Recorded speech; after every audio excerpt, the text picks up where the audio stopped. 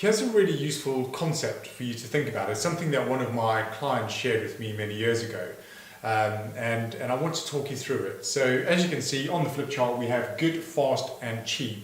And the way that works is basically you can major on two of those things. You can either be good and fast, but then your prospect has got to accept the fact that you're not going to be cheap. You can be fast and cheap, but then it's not going to be good, or something could be good and cheap, but then it's not going to be fast. And the big thing really for you to think about in your business is what is your strategy and what does your value proposition look like? And really, what does your ideal customer want? What kind of combination do they want from these three things?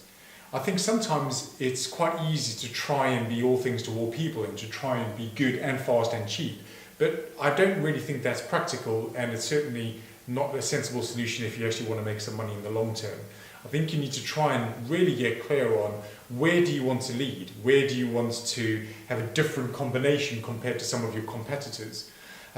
So obviously making money is what we're all about, and trying to have the highest margin in our business is always a sensible strategy.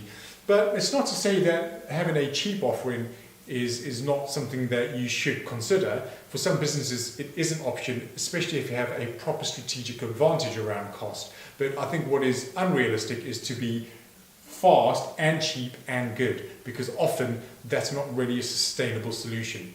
So this is a really cool thing for you to reflect on in terms of any sales conversations that you have, in terms of any marketing work that you do, and in terms of having some real clarity for you and your team. What are you trying to do in terms of your value proposition? Are you trying to be the fastest and the cheapest, not too worried about the quality necessarily, or is it another combination of these? So pretty cool concept. Have a reflect on this and think about it in terms of your business, and enjoy the application.